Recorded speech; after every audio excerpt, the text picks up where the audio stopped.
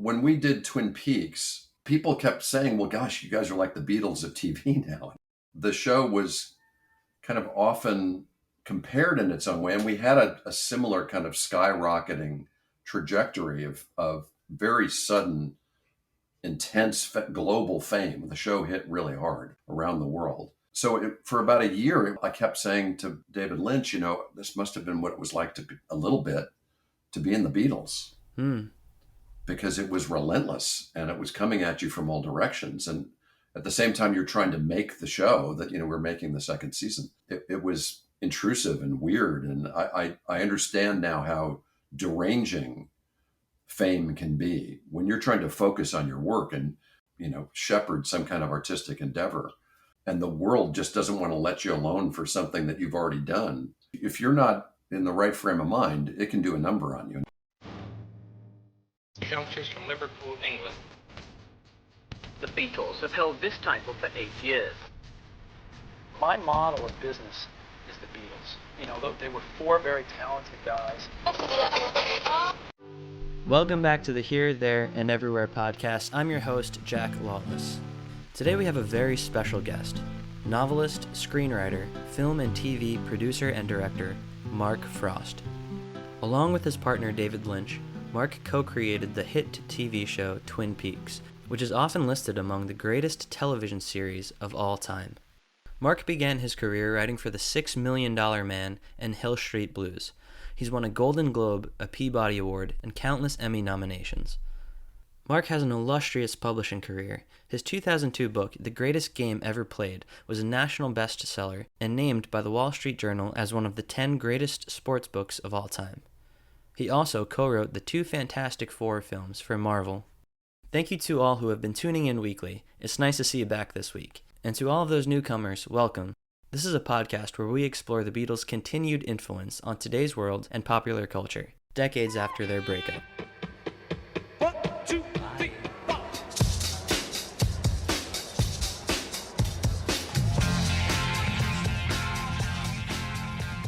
Mark, thank you so much for coming on the Here, There, and Everywhere podcast. Really happy to be here, Jack, and nice to speak with you. How are you doing today? I'm doing great. I'm sitting here by the beach in Ventura, California, looking out at the waves. That sounds great. Yeah. So, Mark, can you tell us a little bit about how you grew up and how you got into the Beatles' music? Sure. I grew up in a show business family. My dad started work. Both my parents had been actors in college, and they did summer stock, and they settled in New York. But my dad got into stage managing one of the big live TV weekly dramas that were the staples of late 1950s television in America. It was called the Philco Playhouse. And through that work, he got to work with amazing actors, directors like Sidney Lumet and John Frankenheimer and Delbert Mann, all of them who went on to really prominent careers in the movies for the next 30 years. He decided, my parents decided, after live television had kind of stopped being the main focus of TV, that the industry was going to shift to the West Coast. So we moved from Brooklyn, where we were living and where I was born, to LA in 1958. I was just shy of 5 years old. It was the same year the Dodgers moved to LA. And I grew up in a neighborhood actually within walking distance of where they built Dodger Stadium, which opened 4 years later. And I actually went to opening day with my dad. And so baseball's been a big part of my life too. And that was kind of the most exciting thing that happened to me as a younger person. I was always a big music lover, and we had musicians in the family. My mother's mother had been a concert violinist who studied at the Sorbonne, and I grew up hearing her play music. And my grandfather was a great keyboard player. His father had been a kind of a legendary tenor in upstate New York. So I grew up around music, and the record player was always going in our house. My parents had a great fondness for popular music, for the Sinatra era, the Great American Songbook, and Broadway musicals. So those were a constant in my early life. And I guess my first sort of solo foray into my own musical tastes was joining the Columbia Record Club when I was about 12 years old and started buying albums and had to get a paper route to support my habit, and started building a pretty serious record collection early on. But prior to that, when I was about, I guess I had just turned 10 years old, the atmosphere in the country at that time was pretty grim. On my 10th birthday, we buried JFK. He'd been shot and killed 3 days before. In Dallas, Texas, 3 shots were fired at President Kennedy's motorcade in downtown Dallas. President Kennedy died at 1 p.m. some 38 minutes ago. It cast a pall over the country that is hard to imagine. I mean, I think the only contemporary example would be the feel that we had after 9/11 20 years ago. The depth of despair that brought to people was very similar to what we all felt in the aftermath of that assassination. And so there was a hunger, I think, in the country and also in younger people. How do we deal with this anguish? Where do we put this pain? And the answer came to me a little over a month later when a kid from across the street, one of my neighbors, invited me over, and he showed me a 45 that he had just picked up. It was Love Me Do.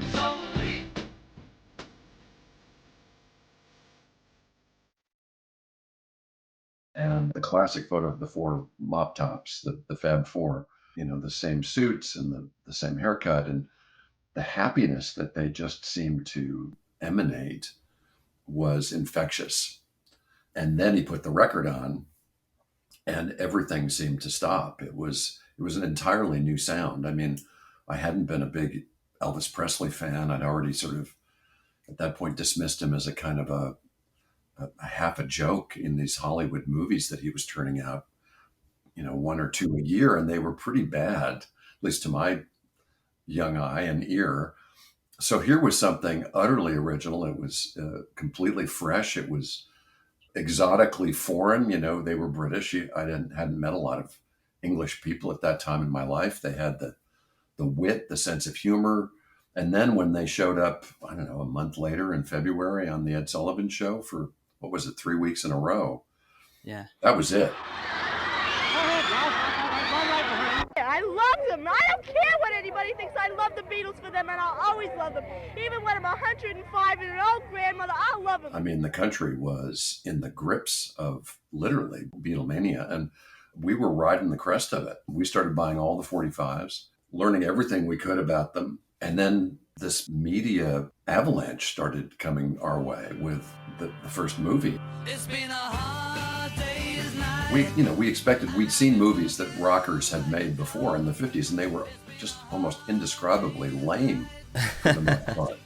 But this one, black and white, hilarious, was utterly gripping. I mean, it was genuinely witty and genuinely funny. And I watched it again not that long ago and still felt like it's as funny as it was the day it came out. It's hilarious. And that Scouse humor, the guy, that Liverpudlian wit and self-possession that these guys had was kind of like the Marx Brothers to me, that they were really funny, and then they could strap on the guitars and make the most compelling music I'd ever heard in my life. So they were it. So by the time Help came out, which was 2 years later, 65, I think.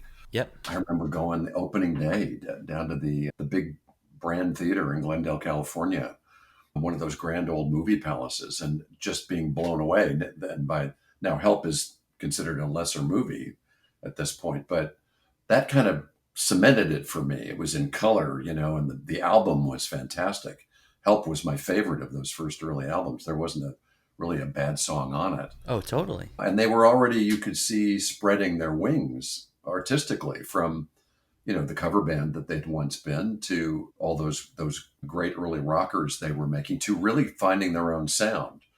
And that's when I really dug in and became, I would say, completely obsessed with them.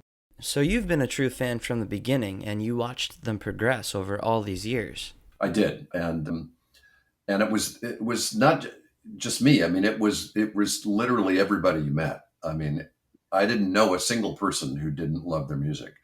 And as it turned out, a couple of years later, we moved to Minnesota from LA, where we were at that point. And I became friends with a group of people, including a number of musicians who I went to high school with, who all just, we, we watched every move. And everywhere the band went, we wanted to go with them. And I think this was a key to not just their success and their longevity, but also their artistic growth, was that every album was an evolutionary step forward for them in music and complexity, in the skill of the songwriting, in the themes that they were tackling. So this was literally the soundtrack of our lives and what felt like the soundtrack of our generation. I mean, I was into all sorts of different kind of music, but the Beatles always occupied a place on a shelf above everybody else. And I loved all kinds of music, everybody from the Byrds to Jefferson Airplane to the Doors to the Beach Boys, on and on and on. I had a 45 collection that, filled an entire bookshelf. And then I had started to collect albums as well. But there was something really a cut above that, in my mind, they always maintained and felt like they really spoke to us as people, as few musicians up to that point had. They weren't just chasing hits at that point. Once you get to Rubber Soul and Revolver, when they really pivot toward, I think, being fully expressive of what their own artistic leanings were, and they start to bring George into the fold as a songwriter, a third songwriter in the group. So and now you're talking about three songwriters who are probably all top 10 all time. Yeah. And they're the first to tell you the group never really came together until Ringo got behind the drums and he gave them the beat that they needed. I mean, he's not underrated anymore, but there was a long time when Ringo was thought of as, oh yeah, well, he's just the fourth wheel, but no, they'd be the first to tell you the Beatles didn't come together until he sat in, and suddenly they had a really distinctive drummer who was giving them exactly the beat they needed to as the bed to put their work on. You seem to be really into the Beatles' creative process and how they evolved album to album. Has their creative process influenced yours? Do you see any similarities between the two? Yeah, I think it did. I knew I wanted to be a writer from like the age of 7 or 8 on. I'd been around television and television production my whole life. In first grade, I was actually a guest. You might not remember this reference, but there was a truly famous and universally watched show called Art Linkletter's House Party in the 60s. I think it went in all the way to the 70s. It started in the 50s. And he had a segment. It was like an early variety afternoon talk show. But every episode, he had a segment where he would bring out 4 kids from local schools. And it was called Kids Say the Darndest Things. And he would interview. So I was one of those kids in first grade. I got picked to be on the show. So I had an early taste of what it was like to be up on stage and seeing the lights go on and watching the red lights in the camera and hearing applause and, telling a joke that landed and getting a great response. So I knew this was probably going to be the path I was going to go down. And what I liked about the Beatles, and this again separated them, I think, from a lot of other groups, is that they came out of a real performing tradition that included things like English music hall and our version of vaudeville and skiffle music. And, the Paul's father was a band leader. They were entertainers. They weren't just kind of sullen rock musicians who were introverted and speaking through their music. They were showmen. And there was a polish and a kind of wit and willingness to put themselves out there. It showed up later in other places, like, the Smothers Brothers were a great musical group who did musical comedy and had their own variety show and had a big impact in this country later on with their willingness to get political with the things that they were talking about. But the Beatles were there from the jump. You find out as early as 1964, they don't want to perform in some cities that they've got them scheduled to go into in the South because the audiences are going to be segregated. I mean, who else had the balls to do that at that time? It was inspirational on all sorts of levels. So by the time I got into high school and I was with this group of friends that included some really skilled musicians, every album became an event. It was, you can remember every day you got that album in your hands. It was a red letter day. And even albums that were less well received or less well remembered, like Magical Mystery Tour, it was still an event to get new Beatles music. Pretty soon I realized I was being inspired not just by the music itself, but by their growing artistic ambitions, their willingness to develop, like in A Hard Day's Night, or help the first music videos per se that people had done, to branch out into performing. And John was showing up in movies, and then Ringo started showing up in movies. And you realized you were dealing with not just, it wasn't Paul Revere and the Raiders. It wasn't a group you could watch on Dick Clark every week where bands came and went. These guys were in it for the long haul. And I was just signed on from that moment forward. I wanted to see and hear and somehow experience everything that they were going to do. Do you have a favorite memory associated with the Beatles? Yeah, I met 3 of them. Oh, no way. Yeah, and it started, I'll tell you the story in sequence. It's about 1975, I think. And I had just come back out to LA. I'd come out after my 3rd year in college, and I was starting to get a foothold in the business. I was writing The $6 Million Man at like the age of 20. And my 2 roommates were also becoming successful actors. They both went on to have tremendous careers and nominated for Oscars and Emmys. And one of them was the son of a really well-known movie star at the time, Alan Arkin. His son, Adam, was one of our trio. And the 3 of us were walking down Sunset Boulevard. We were on our way to Tower Records, which was kind of the mecca then for LA on Sunset, where you would go to buy any album you were looking for. It was a scene. And it was probably a Saturday morning around 11. And we're walking, we parked a couple blocks away, and we're walking over, and we hear this roars of laughter coming from this bar. It's right on the sidewalk with all these open shutters. And we look in, and it's 11 in the morning, mind you, and there's 2 guys sitting at a table that is covered with empty umbrella drinks. That's a very key thing that I remember. And it's Harry Nilsson and John Lennon. Wow. And they are drunk on their asses at 11 o'clock in the morning on a Saturday, having what looked like the time of their life. But I mean, also, pretty deep in the alcohol. So that was our first glimpse. We looked at each other like, oh my God, did you see what I just saw? And we didn't have the guts. They seemed a little out of it. So we didn't have the guts or the inclination to go in and press the advantage and just say hi or shake their hands or whatever. But it was a momentous sighting for us in the moment. Wow, I can't believe that. So that was the first one. 1979 then, about 5 years later, I'm visiting a friend. I've gone down with a friend and another buddy, both musicians, one of whom has a regular gig every year at this high-end hotel in Acapulco. But he plays like, piano lounge music in the lobby. And it's a great gig, and he invites us to come down, and it's a pretty Tony place. I'd never been in such a high-end hotel at that point in my life, and we're living it up. And we're all single, and we're enjoying it, and we're going out to the bars and the restaurants, and it's a scene. It's a real scene.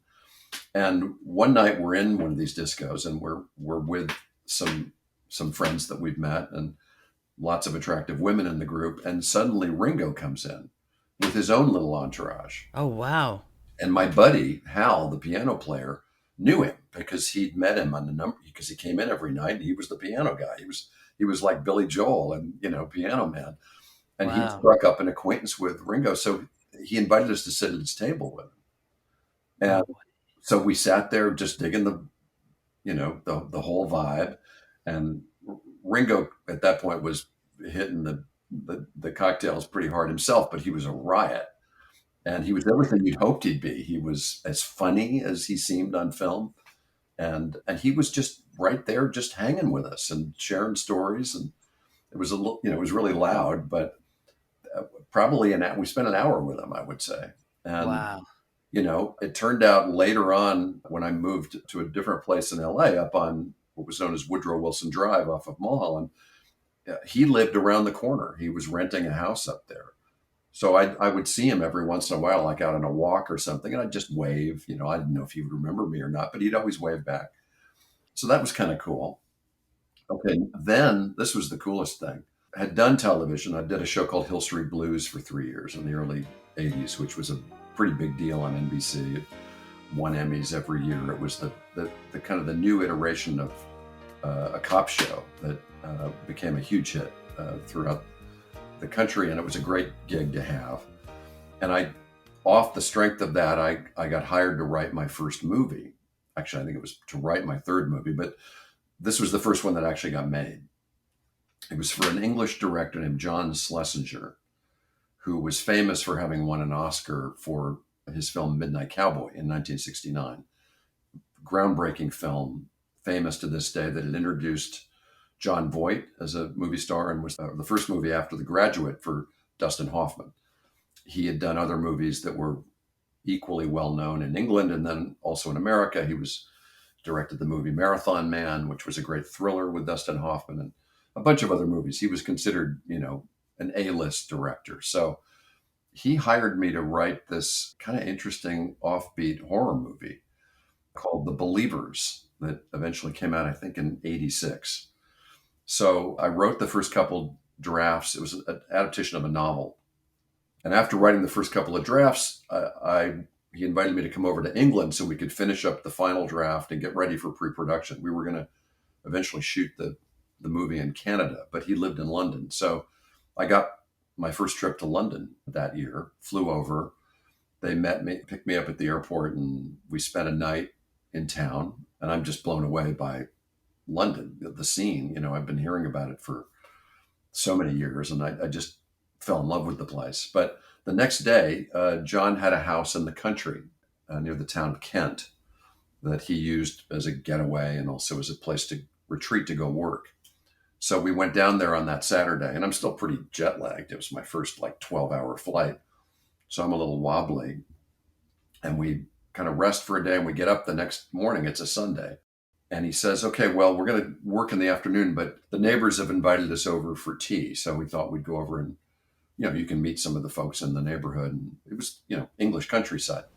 So we go tromping through this open field behind his house toward what's clearly a farm. There's, fences, and I see animals in the yard. There's goats and chickens and kind of a beat up fence that we go through, and we go to the back door of the house, also kind of beat up and well worn, obviously a place that's really lived in, not pretentious, just kind of a simple country cottage. And John knocks on the door. We hear a voice say, come on in. And the door opens, and I walk in, and it's the kitchen. We're in the kitchen. And there's somebody with his back to us cooking at the stove. And he turns around, and it's Paul McCartney. No way. And they hadn't told me. And apparently Paul was in on the joke, because my face must have my jaw hit the floor. I was literally speechless. And but he could not have, because he got this reaction obviously all the time. He was so used to it. But here we were in his house, and he was just himself. And he invited us. We sat down to tea around the kitchen table, and finally, when I got up the nerve to finally speak, because they were catching up on local news, and he was asking me about myself and what I'd done. He couldn't have been more gracious. So we spent, I guess, probably 45 minutes with him. Wow. And it was it's something I'll never forget as long as I live. That, Linda came in, and their kids were running around, and it was just like a view of their home life that you would never have gotten. And it was just, I felt so welcome, and so I was just walking on air, and my jet lag instantly vanished. And so we had a great session working on the script. And then I was there about a week, I guess. And we were back in London, and they had production offices in Soho. And we were going there for one last meeting, but I was going to leave, I think, the next day. And as we're getting out of the car and going in, a Rolls Royce pulls up outside, and Paul gets out. His office was like right next door. Oh, wow. And there's, and people in the street go nuts. And he looks over and sees me with John and says, "Hey, mate, how was your week?" And I'm going, "Oh my God, I'm on the street and Paul McCartney just said hello to me." It was like mind blown again, and he goes in, and that was pretty astonishing way to round off the trip. So then get this. I'm flying back the next day. I'm still high on this whole experience. And I board the plane. They're flying me first class because it's a Writers Guild perk that you get to fly first class when they travel you somewhere when you're working. And they put me in the front row. I think it was maybe a 747. That was like 2 seats, 3 seats in the middle, and then 2 seats. And I'm getting strapped in. It's early morning. We're, long flight back to LA. And I just kind of lean forward in my seat like you do to see who's, sitting nearby. And another guy in the middle of the seat next door leans forward at the exact same time. And I can't believe my eyes. It's George Harrison. No way. I'm not kidding. Wow, I can't believe this. So my mind is further blown. So we get up in the air, and I just say, "Well, you only live once. I got to go say hi." And I did. I went over and told him, I just met Paul, and he knows John Schlesinger because at this point he's running this terrific film company as well as everything else, handmade films, and they've made Time Bandits and The Life of Brian and The Long Good Friday with Bob Hoskins. So he's deep into the movie business, and he knows John really well. So we talked for probably half an hour. That is amazing. As we're going back and talking about movies, and I think we made, like vague plans. Well, if you've got something you want to pitch, you should come in and meet us. So that never did happen. I got busy with other things, but super nice guy. I mean, and again, unpretentious, very present, hilariously funny. And those were my Beatles stories. I came off that plane going, my life will never be the same. Wow, that's just unimaginable to me. I know. I was very, very lucky. I was in the right place at the right time. So what was it like for you to be like admiring these people your whole life, and then to all of a sudden be sitting in a kitchen with Paul McCartney and on an airplane with George Harrison? Well, I guess I was lucky in that, having grown up around the business, and I'd met, a lot of movie stars, a lot of TV stars. I'd already started working with them at that point. I was very familiar with meeting people who were in the public eye. And to this day, I have a lot of friends who, do this for a living. And my dad was an actor. You might remember him from Twin Peaks. He was the town doctor. He was Laura's doctor and Donna's father on the show, Dr. Hayward.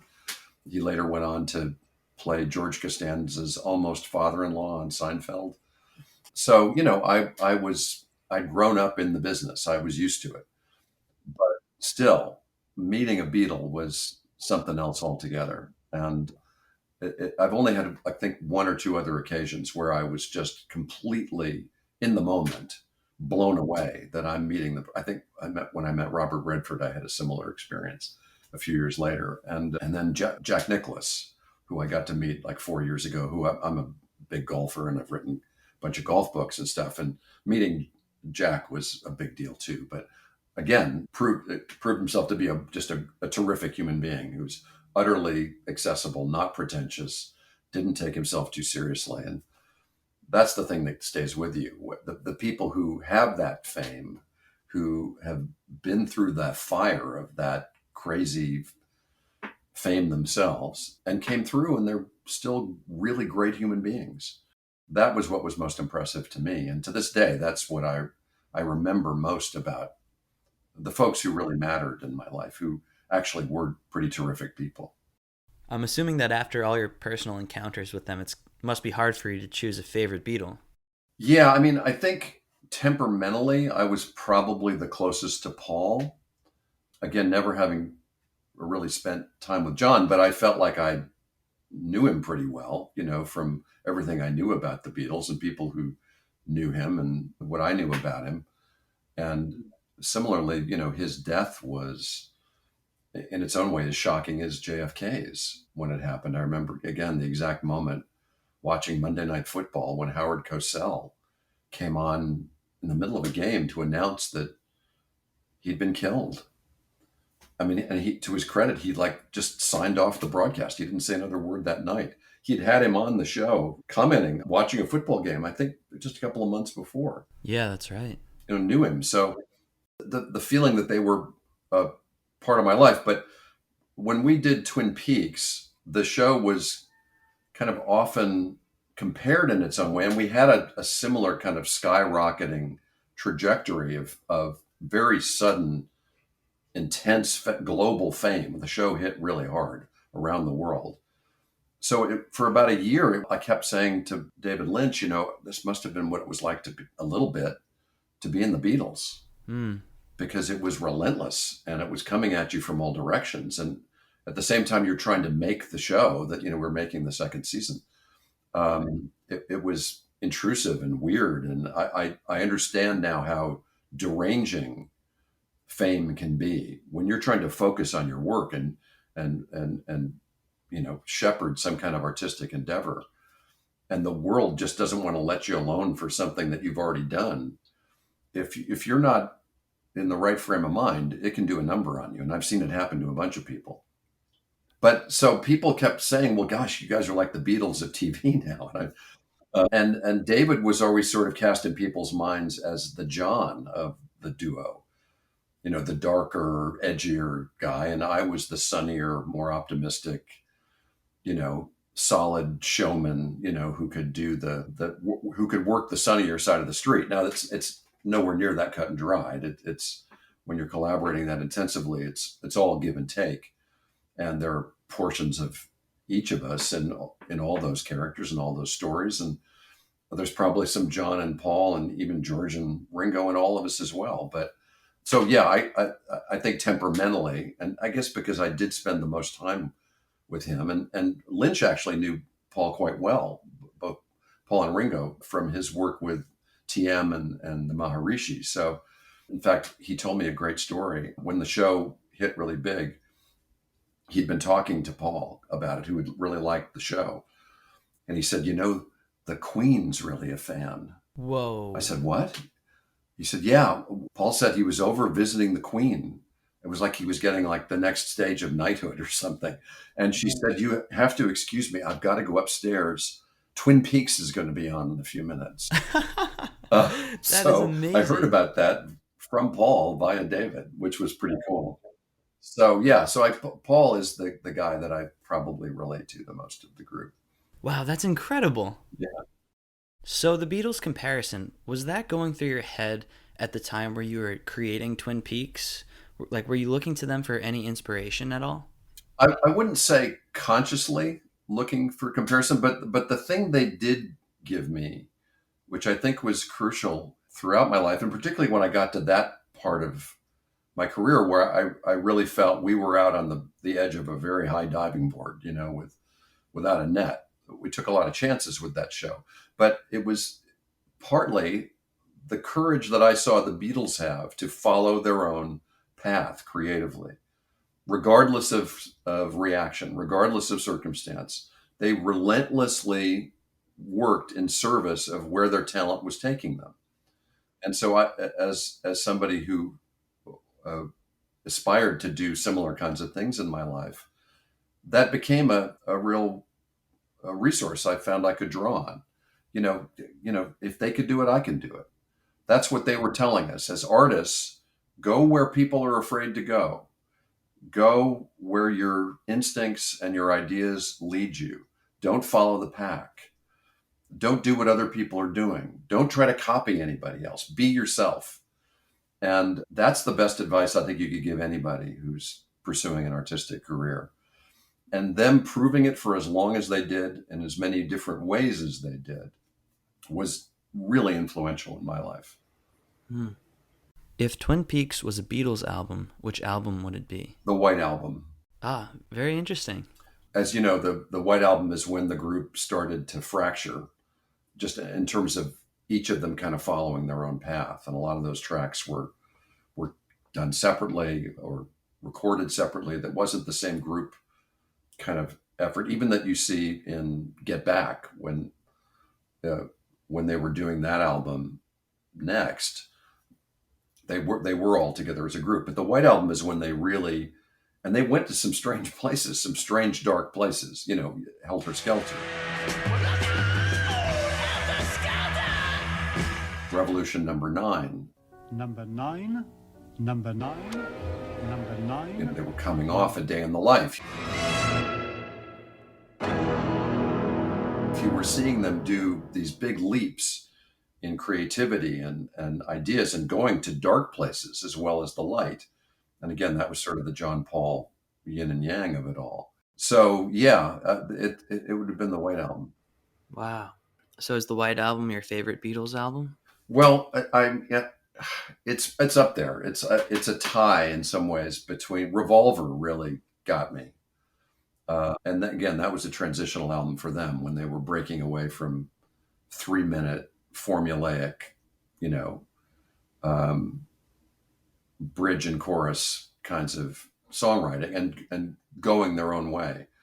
And then the White Album, and then I think Abbey Road, which was in many ways the summation of their work together, where I think they kind of came back together for a good portion of that. And, the medley on side 2. I mean, we always experienced these. Remember, our medium for getting all these tunes at that point was the album. That was it. There was no streaming. There was we didn't have cassettes yet. We didn't have 8 tracks. We didn't have DVDs. We had the album, and albums were a form of storytelling.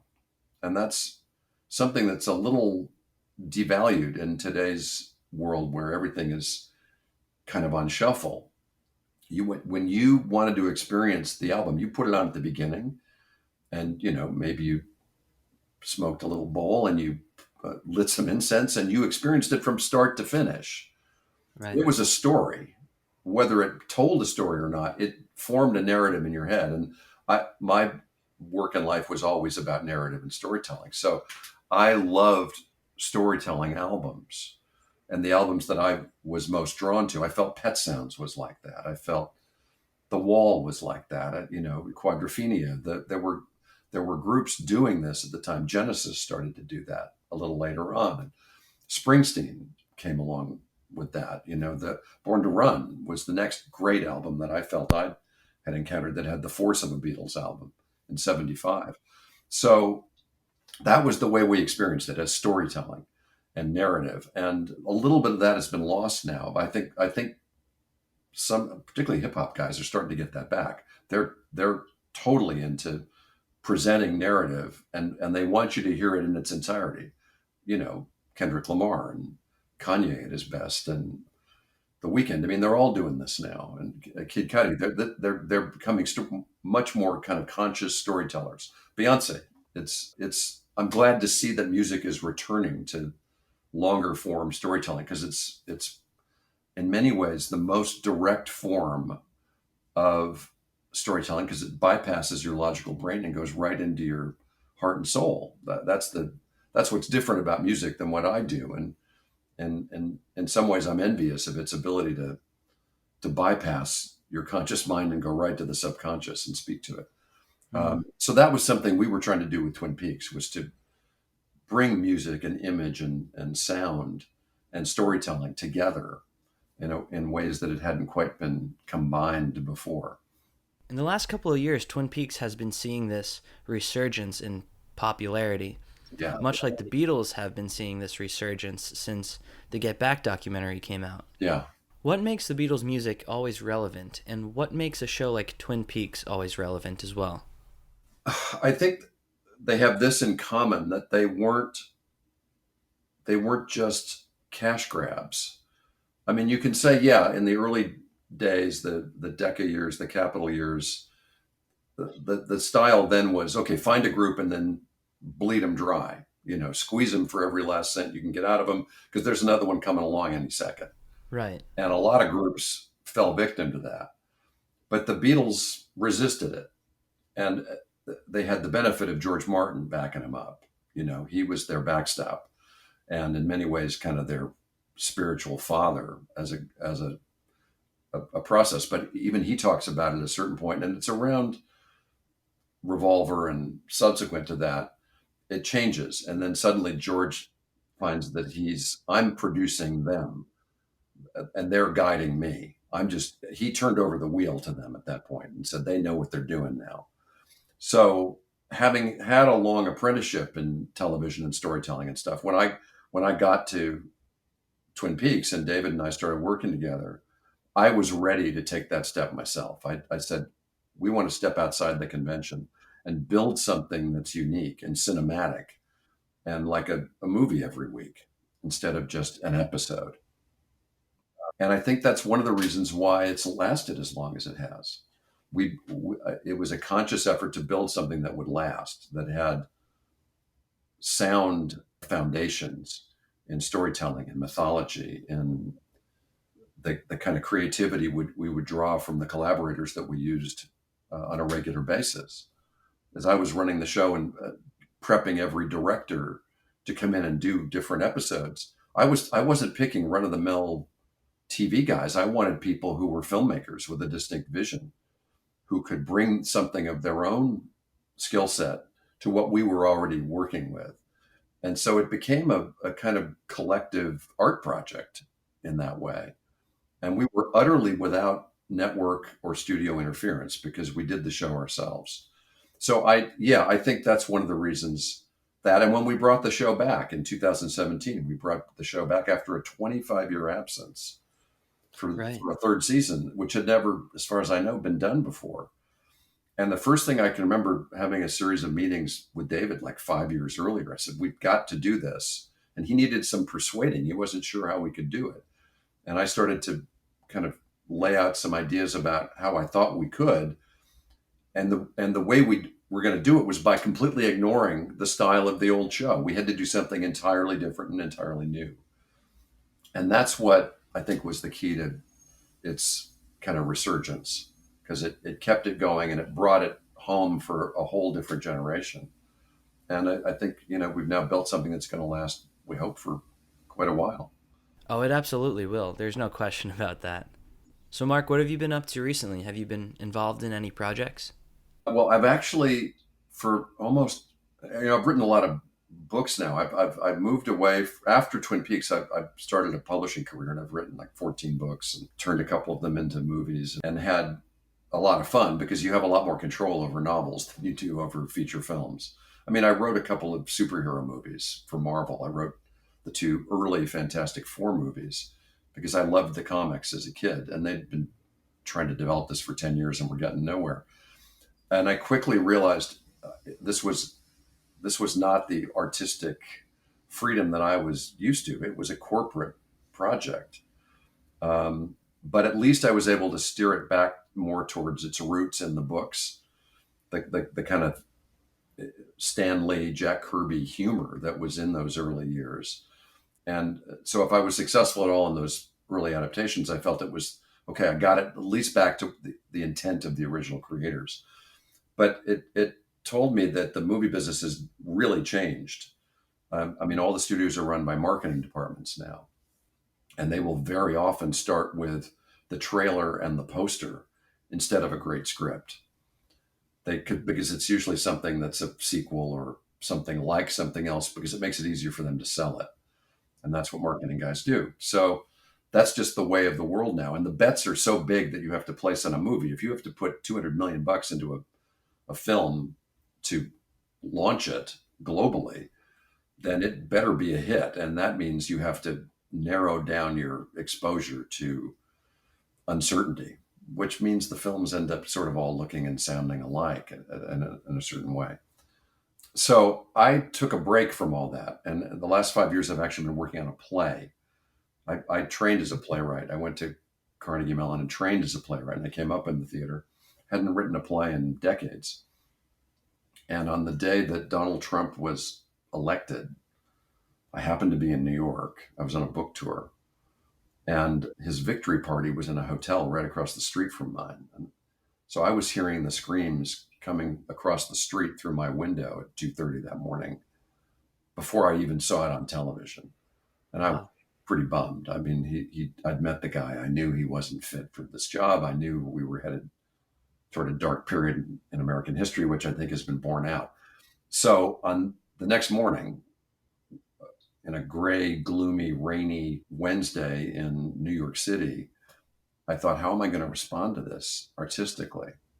What does it bring up in me? And I had an ace that I hadn't played in my deck. I had a great uncle who had been Franklin Roosevelt's secretary from 1935 until 1945, was a close associate of his, and who had written a memoir about the war years of life in the White House with FDR. And he spent hours with him every day. He was the guy who wrote all his personal correspondence and answered all his mail. And I knew him as a kid. His name was William Hassett. He was my dad's great uncle. He was my great granduncle. And he had given me a copy of his book, which was published in 1958 when I was like 12 years old. It was way over my head at that point. But he also gave me this medal that he had. I didn't even realize what it was till years later. After FDR died, they struck about 1,000 of these commemorative medals listing all 4 of his inaugurals on it with his likeness to his closest friends. And my great uncle decided to give that to me. I guess he knew he was kind of near the end. He died within a year. Wow. So I thought back to my great uncle and I said, you know what I'm going to do today? I'm going to call the FDR Library in Hyde Park. It's about 70 miles north of New York City, where FDR grew up.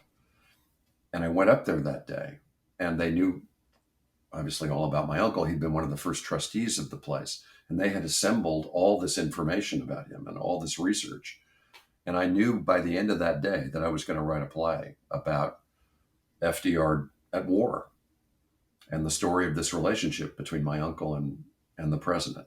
So I've been working on that for 5 years, and I hope within 2 years we're going to have it, knock wood, maybe on Broadway. That sounds incredible. Do you have a title yet? FDR at War.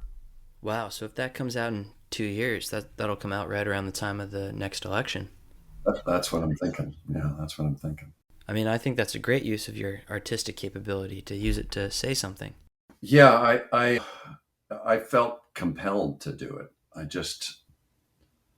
It's, I don't know if it's going to work. I don't know if, I'll ever make a nickel from it, but it was deeply enriching for me because it took me into a journey in my own family's history and his history with FDR's, and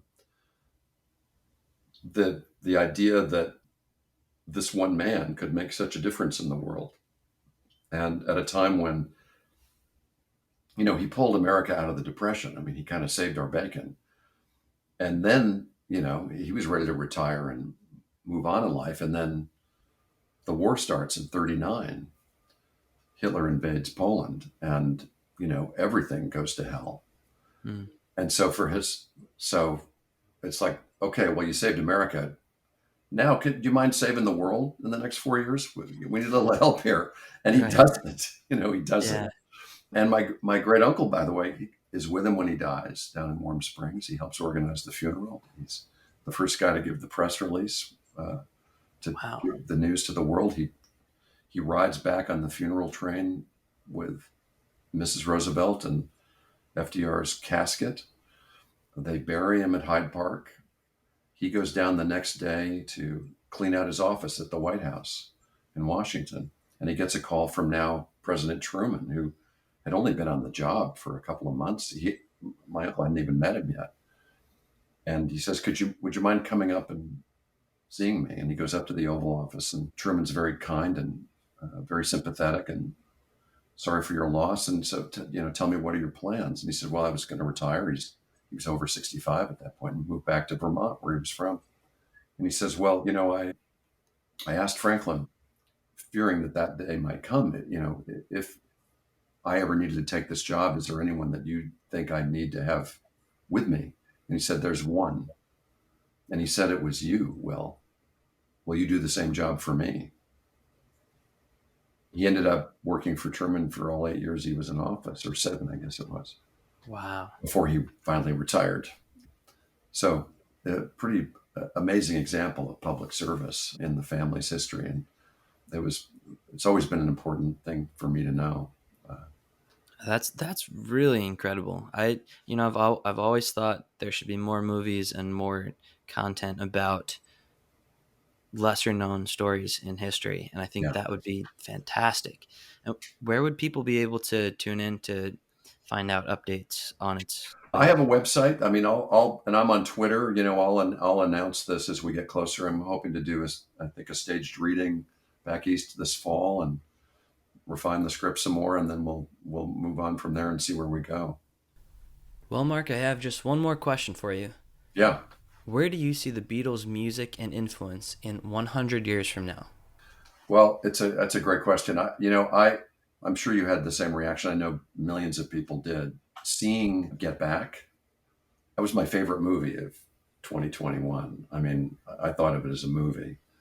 It's brilliantly directed. I mean, Peter Jackson did an incredible job, and it fulfilled having as close a knowledge of them as I did. The one thing I always felt I wished I could have been was a fly on a wall during a recording session. And that was the gift he gave us with that movie. He not only did that, he not only brought us into their most intimate creative process, which was fascinating to see, to watch these songs kind of be built block by block and brick by brick, but he also rehabilitated that album, which had been so associated with the breakup, and it had a bad rap, as it was just kind of a downer for people. And the initial documentary that what's his name, the director had done, I've forgotten his name for the moment, but I'll think of it in a minute. But it had been taken away from him and edited down, so it was also kind of a downer. I mean, I barely paid attention to it. Mm-hmm. But this brought it all back to life, and you saw, no, my God, they still love each other, and they're still working together. They're still brothers. That was, I mean, it brought me to tears. It was such a great gift to people who love the band and love the vibe that those guys sustained for so long under such incredible tensions and difficulties that had broken up lesser bands 1,000 times before they lasted a decade. That was kind of an eternity back then for how long bands could last. So that film is going to live, I think, for a long time. And the other thing that I've realized is that I introduced my son, my son Travis, who's now 19, to the Beatles really early in life. I mean, we started playing it when he was in the cradle, I mean, and I noticed early on, he loved music. He would listen to everything but when I played either Pet Sounds or any Beatles album, he would stop what he was doing and listen. So he grew up, he's part of your generation, but his musical tastes, as they developed, go all the way back, even beyond the Beatles. They go back to like Jack Teagarden and Bing Crosby and Frank Sinatra, but the Beatles are his touchstone. And I'm so gratified because he's a aspiring record producer himself, and a musician and an engineer. Wow. I asked him a few years ago. I have a nephew, my sister's oldest boy, who's a professional baseball player. He pitches for the Chicago White Sox, and he's 9 years older than Travis. So he'd grown up watching Lucas Giolito is his name, and he'd grown up watching Lucas play. He was an All-American as a high school kid, drafted in the first round. I mean, it was just this exciting thing to watch. And he was a good baseball player himself and was thinking of following in his footsteps.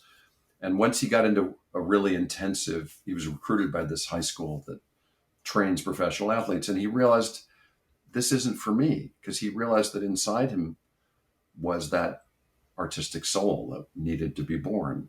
And he has since realized it's in music. So when I asked him 2 years ago, who do you want to be when you grow up? He said, George Martin. Wow. So it's been really exciting to see their music and their ideas and all the other things that come from music live on in him and in the friends that he's making and the musicians that he's starting to know. It's still an animating force. The Beatles they're the background for all of our lives. Everybody who grew up in the last 50, 60 years. They stand as an example of something that is thoroughly unique, of this little band of guys from Liverpool who had the balls to stick to their guns always and had the courage to see their their creations through to wherever it took them. So I can see it already living on in my son's generation and your generation. And that's really gratifying. And I don't think they'll ever, I mean, as long as there is media of any kind, as long as we don't blow up the world, and there's, Right. it's a bit of an open question at this point on a couple of those issues. As long as there's a world, there will be the Beatles. There's always going to be a Mozart. There's always going to be a Beethoven. There's always going to be a Shakespeare. And I put the Beatles up on that same shelf. So is your son's music public right now? Not yet. He's working on it. He's learning his craft. He understands that this takes years. You've got to find your voice. And so that's what I've always just encouraged him and anybody I talk to who wants to be a writer or a musician or whatever. That's the message I always say. You got to find your own voice. You can start out by, like the Beatles. They toured with Little Richard. They knew Chuck Berry. They covered their tunes. They were influenced by them. But eventually they found their own voices. And if you want to make a difference, if you want to touch people and reach people and move people, that's what you got to do. And never lose that North Star to guide you. Mark, thank you so much for coming on the podcast. It's truly been an honor getting to talk to you and listen to your incredible stories. Thanks, Jack. I really enjoyed it. Good luck with the show. I can't wait to hear it. These youngsters from Liverpool, England. The Beatles have held this title for 8 years. My model of business is the Beatles. They were four very talented guys. Thank you all for tuning in for this wonderful episode of the Here, There, and Everywhere podcast. Thank you so much to Mark Frost and telling us those wonderful stories. It was truly an honor speaking with you. If you'd like to go to Mark's website or follow him on Twitter, the links to both will be in the podcast description below. If you like this podcast, remember to hit subscribe so you get a notification sent to your phone every week when we release a new episode. Don't forget to follow us on Twitter at BeatlesEarth, and as always,